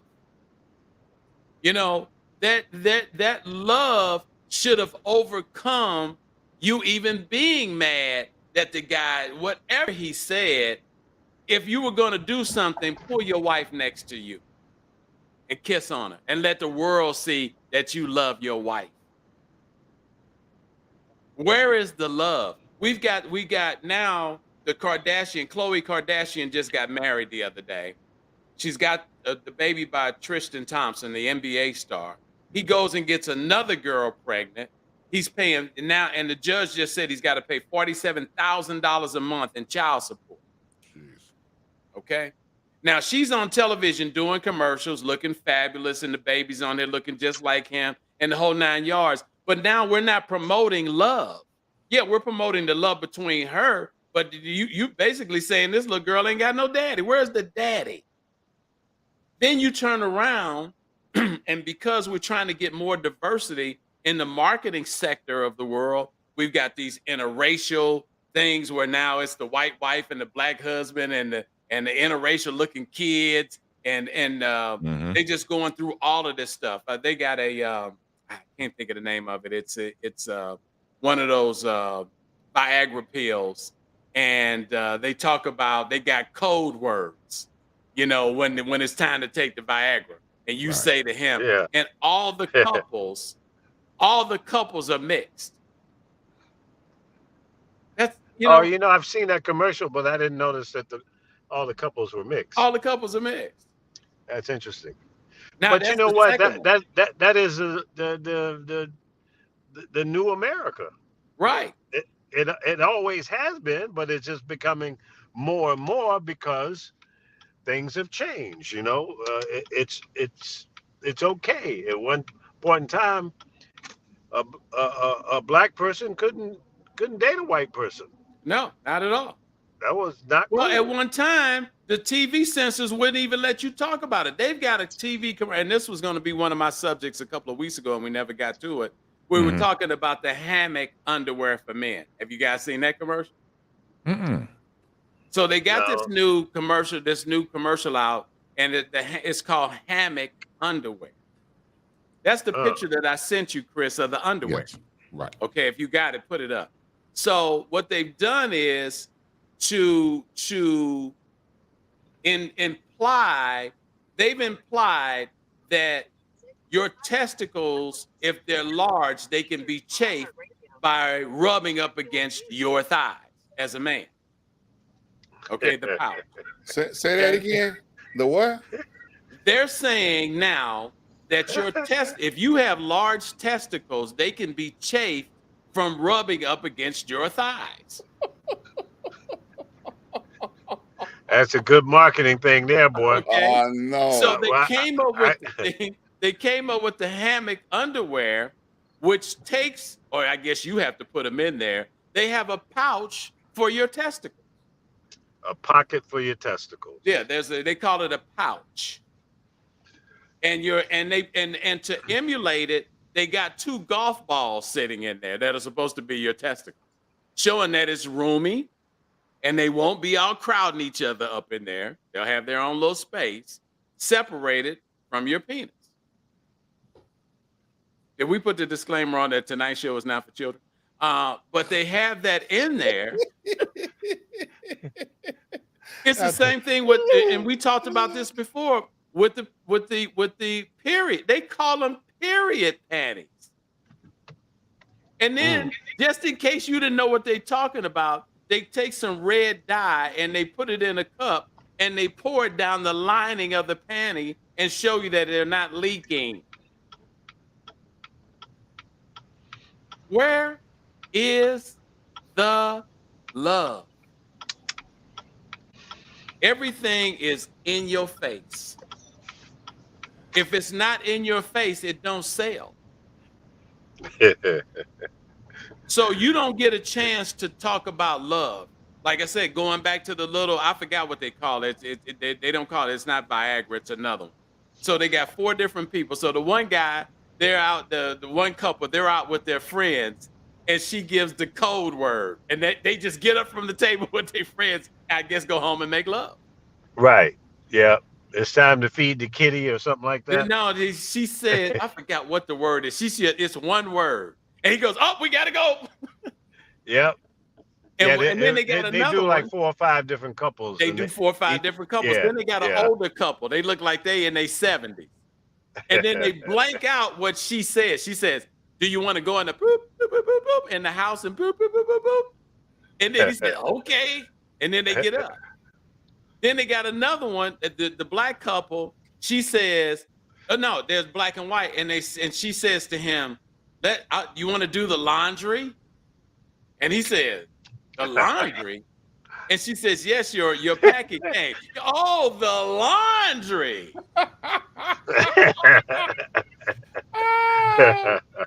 They done took the love out of everything. That's why I said, I think you make an excellent point, but I don't know how we get the love into any of these scenarios, whether it's talking to the kids about Santa Claus and that hype, all the way up into a situation where we're having public conversation.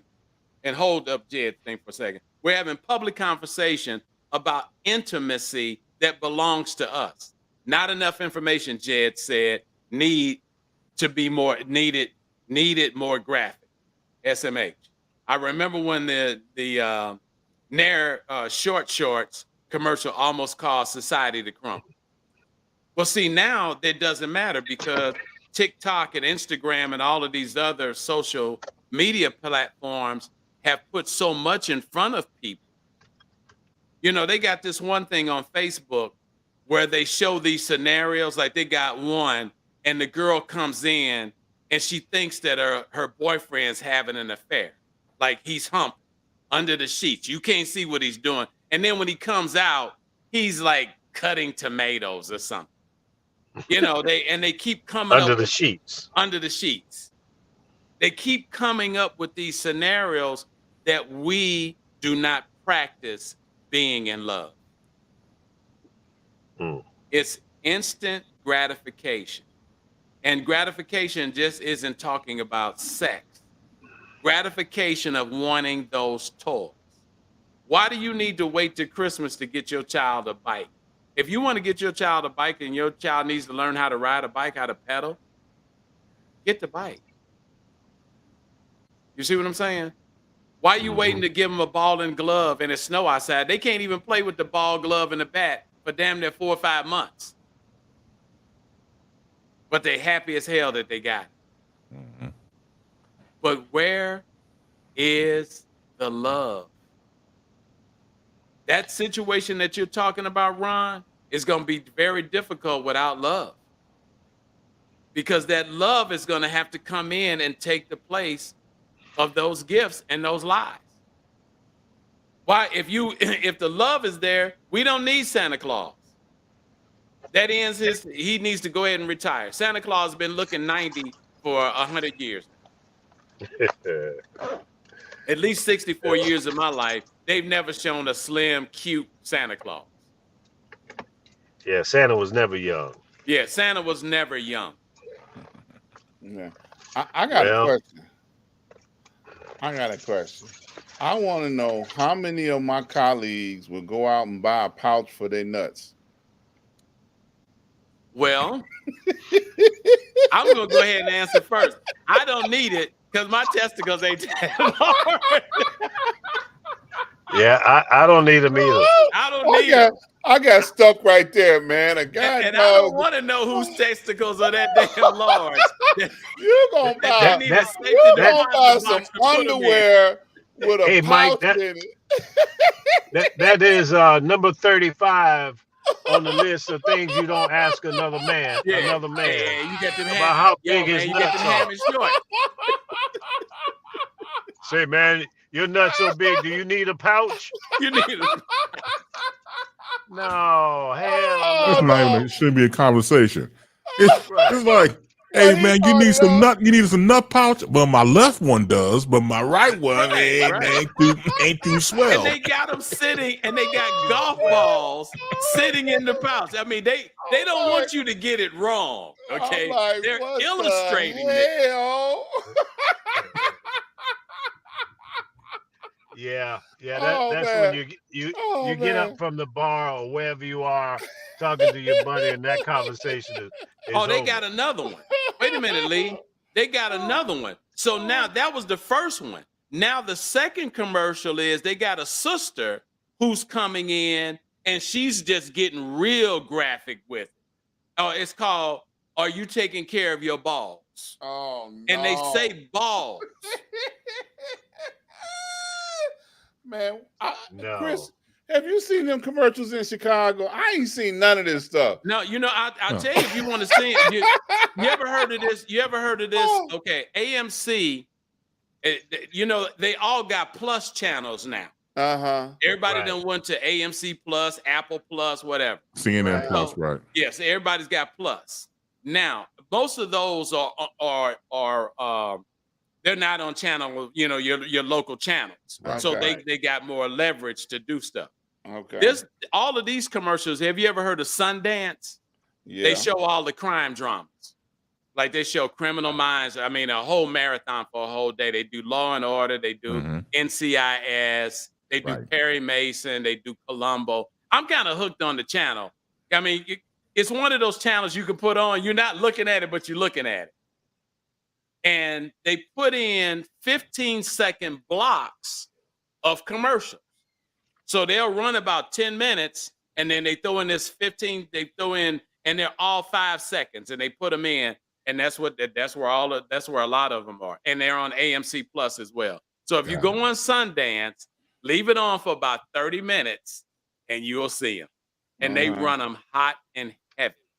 Yeah, I ain't never seen them, bro. I ain't gonna lie. I have never, ever. Well, your assignment is to go watch Sundance. Or about, just give it about an hour or so. Oh man. They show Andy Griffith. They show all kind of shows on there, and you will see it within 15 minutes. They come on with the Hammett. And look, I have to admit, about a month or so ago, you was talking about the commercial about the, now you got a crooked dick and it's a whole condition or something. Oh yeah, they show a carrot and the Yeah, carrot is yeah. I finally seen that commercial. I was like, that's what the hell he was talking about. They got a whole new disease and a cure. Yeah, what I forgot what it starts with a P. Yeah, they say Corona. right. After you start taking these treatments, your dick will straighten straight out. Right. I said Mike and his damn commercials. I'm just telling you. I'm taking it all the way back to what you. Obviously, they've imported a bunch of film producers and creative people from Europe. Because those kind of commercials have over there been going on. Yeah, they've been doing that for a long time. Oh yeah, the Netherlands and Yeah. So I guess the world is becoming smaller and smaller and more in your face with this kind of advertising. Yeah. And apparently it's working because you're seeing more and more of it. Yeah. But it goes back to, where is the line where you just say, no, I'm not going to go there. Yeah. And maybe we're just four old fuddy-duddies and not willing to accept and move with the times. I don't know. But wait a minute, Lee. We're the ones that's watching television. Young people don't watch television like that. Yeah, well, I don't watch TV that much. I watch some news just to stay up on the current events. Right. But I know people that watch these nonsense shows at like these different housewife series. They into it deep.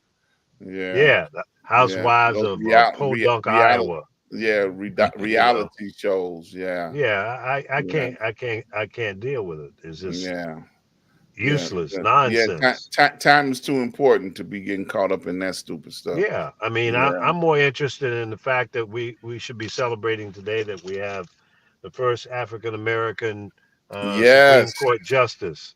I'm glad you mentioned that yet. No, I'm glad you mentioned it because I could not mention it after the topic about crookedness and all type of stuff.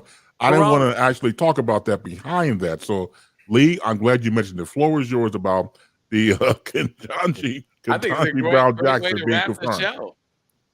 That's how we do it. I don't this whole crooked carrot stuff. I don't want to. Peyronie's. It's called Peyronie's disease. I'm sorry for people who have it. Yes. Or if your testicles are rubbing up against your thighs. And Yes. Shout out to the new black female justice. Yeah, nominated. She hasn't been sworn in yet. Yeah, confirmed by Senate. Yes, she's been confirmed, but she won't go in officially until the other guy retires. But it's still 53 to 47. It was close, and then they asked for 3. They took 3. They went through the 3 times to check the nose. Yeah, yeah. They didn't want to have any mistakes on that because there's a picture to Americans. I say that respectfully. That means no color, black and white, preferably, who've always seen the Supreme Court justice as all white men in black robes. Yep. Right. Well, the court finally is beginning to look like America. We have a Hispanic Supreme Court justice. Now we have a African American woman. We got a black man in there. Can you call him a black man? Yes. Well, at this point, you can. Yeah. Now, yeah. Anything outside. He may Yeah. have Peronis. That- You know, Yeah. he Right. got that little hair that- I think calling him a black man is a stretch, and I'm going on record for saying that. But go ahead. well, he's black in color, so I don't know how we get Right. around that. So, but I want to talk about his wife. Oh yes. Oh And- Lord, why? and- Now, and his monkey that's butt. where you should be saying, why are we talking about her? Right. I want to talk about the fact that she was even in a cult when she was a young girl. Have you guys seen that one? No. There's a video, a report of her talking about why she left the cult. So Yeah. she's weird. And she's dangerous. Mhm. But This wait a woman, minute. and That and- confession, she got married to Clarence Thomas. You had to know those things just based on that fact alone. That Well, she's weird. you skipped over, but you answered your own question. Yeah. See, because that tells you who he is. birds of a feather. Flock together. Uh-huh. You see what I'm saying? Uh-huh. Now, that doesn't, once again, two of a kind. And they're from a demographic that's not this YouTube, TikTok, Instagram. Mm-hmm. So that means that any thoughts that were had have been had in their home. Now, the other side of that coin, though, before we jump over the moon, one of the things, and I give credit, I mean, Bannon was brought into the White House to help them try to figure out, how they're getting a message out, because the president, or let's say 46, was brought in or won the election based on his popularity in marketing Sorry. and his success from that, and The Apprentice. You mean 45? And 45, I'm sorry, 45.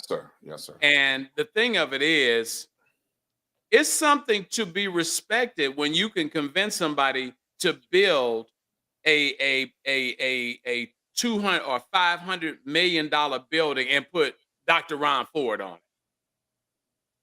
And there's no real connection in doing that outside of somebody saying, if you put my name on that building, it's going to be fabulous.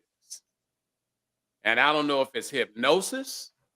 I don't know if somebody's been slipped a Mickey, but and Lee and I work closely at creating content at a different level. And we're dealing with networks and stuff like that. They ate it up. They ate it alive. And the thing of it is, when Bannon came and told him there's an audience of people who don't get representation, and 45 went after those people, the rest was genius in those 4 years he had a chance to be in there. Because they were vocal points that put a lot of bad stuff out there. Now we see that a lot of them obviously were liars. And I say that respectfully because if the truth, they say the truth will set you free, right? If all that stuff was true that he was saying and and those people believed it, he would be in his second term right now. He lost because a lot of those people, and I don't have the numbers, but a percentage of the people realized they had been duped. Yep. And one of the things moving forward to this Supreme Court Justice wife, I don't know if she's legit or not, but there is a reason to use this kind of tactic to get people's attention. And I think that's what she's doing because, works. yeah, it does. Because think about it. How is it this didn't come out before? She's doing it on purpose because they know that there is a small circle of people who will believe it, and it don't take them much to go to the polls. And the message is to Black America there's two things that you got to do. And Lee and I talk about this all the time.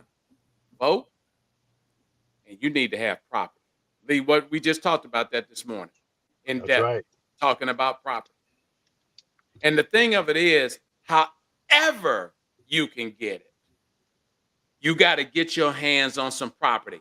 Don't try to be like Kanye, try to be like 50 Cent, trying to be like, it's okay. I think we should celebrate their success. I don't have a problem celebrating anyone's success, and I've done it.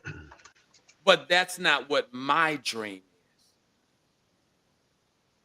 See, we all are tested with our own dreams and fantasies. Some ain't too good, and some are fabulous. But you have to really understand how the system works.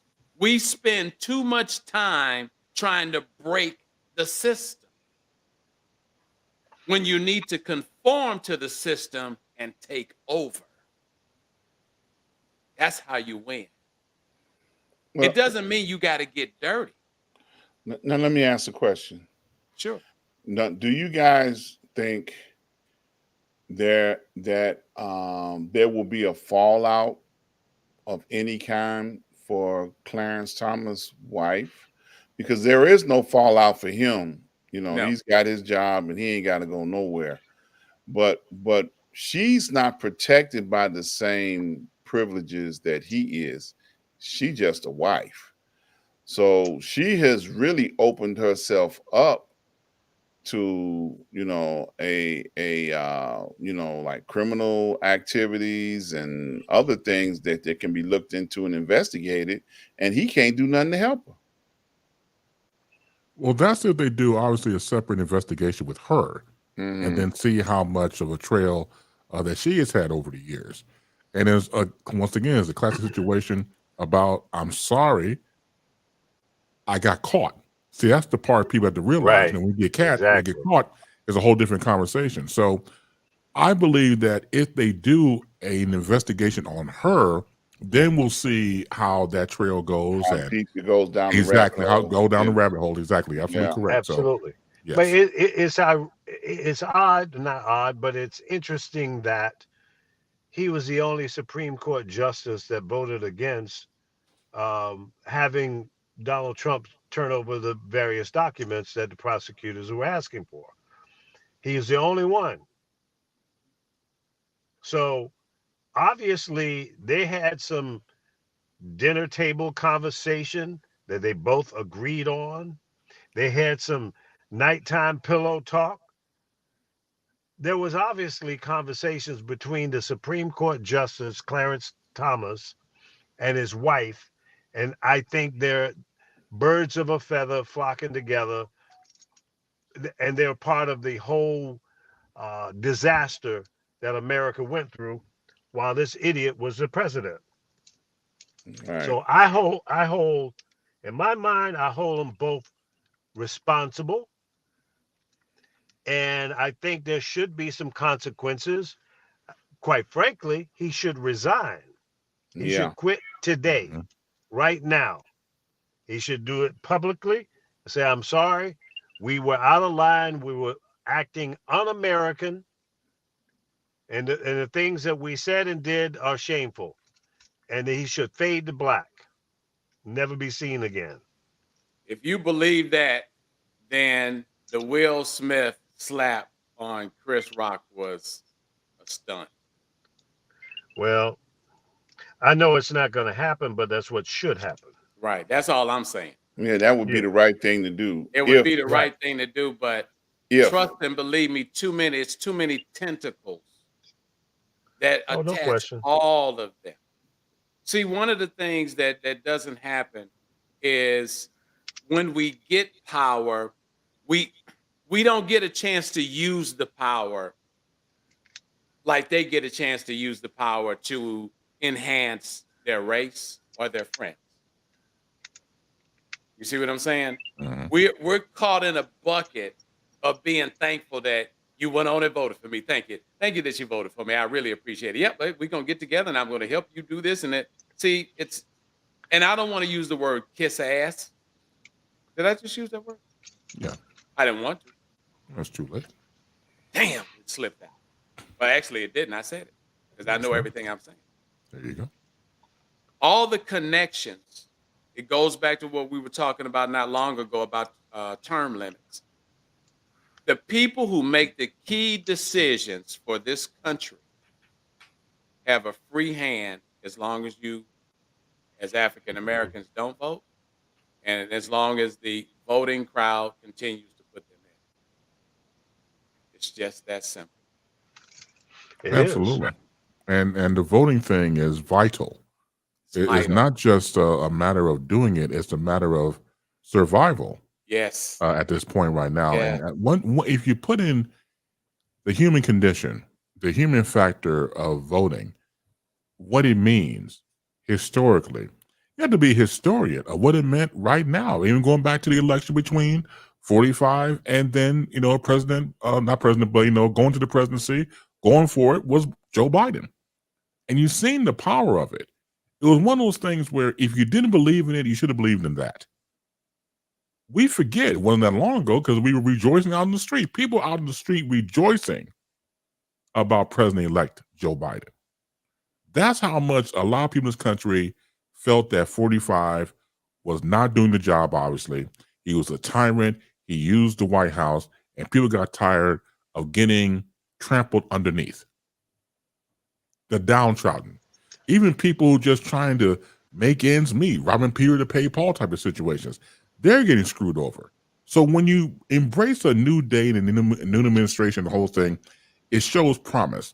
The power of voting is amazing. Going back to one of our favorite people, Stacey Abrams, who is galvanizing the whole thing. It's just like if it worked here, it can work in other states.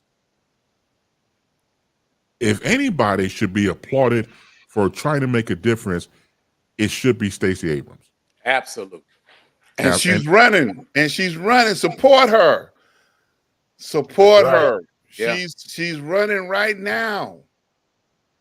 Make donations. If you don't live in Georgia, make a donation. I do. And get out and vote. You have to do it. That and property is everything. Yep. And I'm telling you, it's all about fear. If you're out here and you're listening to this program, reason Lee calls it or put it together street news now, because we're trying to take what's on the street and make it news instead of what we see on these programs, these news programs that bring in pundits to talk over our heads. If you notice, we use a lot of slang, profanity, and truth. That's the most important part. And that's the only reason why all of us got picked to be here is because our fearless leader knows that we'll tell the truth on some shit. Most days. That's it. Look, most days. You better. Yeah. You better, right? Yeah. Now, we didn't say if it was good or bad, but it's the truth. It's most days. Right. And the truth is, they are afraid. As Professor Reggie Miles says, white tea is afraid. Because the moment you overcome that, it's over. Oh, it's a wrap. It's a Let me wrap. just say this to anybody that is afraid of the progress and the future of America. I say, let go your fear. Yes. Support the future. Yes. Because it's going to happen with or without you. Amen. All of the changes that I've seen in my almost 72 years happened with or without you. Mm-hmm. And it will continue. America will continue to move forward with or without you. The snowball is rolling down a snow-covered hill. You better get out of the way. If you stand in the way, it's going to run over you. Amen. See, that's the fear. What I just described, they feel like they're going to lose everything. They're not going to have the power. They're not going to be able to do the things that they've been doing and having the privileges that were exclusive to non-people of color, to white people primarily. And it's not just here in America, guys. It's all over the world. It's all over the world, Lee. Okay? Listen, and let me just say this too in our closing. My heart and prayers goes out to the people who are being slaughtered and a country being destroyed over in the Ukraine. But I also feel the same way about other countries that have gone through this and still going through this, parts of Africa. Korea. Okay. But we don't send the kind of support to those countries that we're sending to the Ukraine. I understand the political value, the international implications that the Ukraine has that some of the other countries don't. It's about the resources. It's about the close proximity to Russia. The Ukraine is kind of a buffer between Russia and the rest of Europe. That's why Putin has lost his mind and trying to get that buffer on his side. He doesn't want Ukraine to become a part of NATO because that would put NATO absolutely in his back door. Too close for comfort. That's what's scaring the piss out of him. So he has made a critical error, though, in going about trying to get things the way he wants it. And I hope that NATO, United Nations, and the rest of the world will finally get some large balls and go ahead and step on this fool and get it over with. And my message to the people in Russia who probably will never hear this message, but I hope you do. Take your country back. Get it away from this man because he does not have your best interests at heart. Never has and never will. My light went out. I Yeah, you Shut up. fade you He, faded black on your I own, wait a man. faded minute. He black. did. Right. See what Putin did to Lee? He turned the light off in the truck. Now the show is over. It's time to fade to black. Right, you faded But black on all. That's a good hint. That was right. a good hit. That was a good hit. Oh So man. that's the reality that the world needs to embrace. Um, things have to change. They're changing every day. In my lifetime, I've seen a lot of changes. I don't have to go to the back of the bus. I can eat at any restaurant I want to eat at. My money spends anywhere I want to spend it. I can go where I want to go. There have been a lot of improvements. There are integrated schools, and some people say that wasn't a good idea. Some people say integrated neighborhoods are not a good idea. But these things have happened in my lifetime, and we have to embrace it. We have to celebrate it. It is good, but we still have a long way to go. Amen. And with that, I say good night. Thank you for listening. Be sure to share, like, and make your comments. All of that is very valuable. And please tell a friend. And if you haven't, if you're listening to us and you have not subscribed, please hit that subscribe button. And if it tells you, you're not a member of YouTube or whatever platform you're on, go ahead and sign up. It's painless. You're not going to lose anything, and it doesn't cost you anything. It's free. But it helps us grow our base, our audience, so that we can reach more people. And that's the truth. I'm out. Good night, and thank you.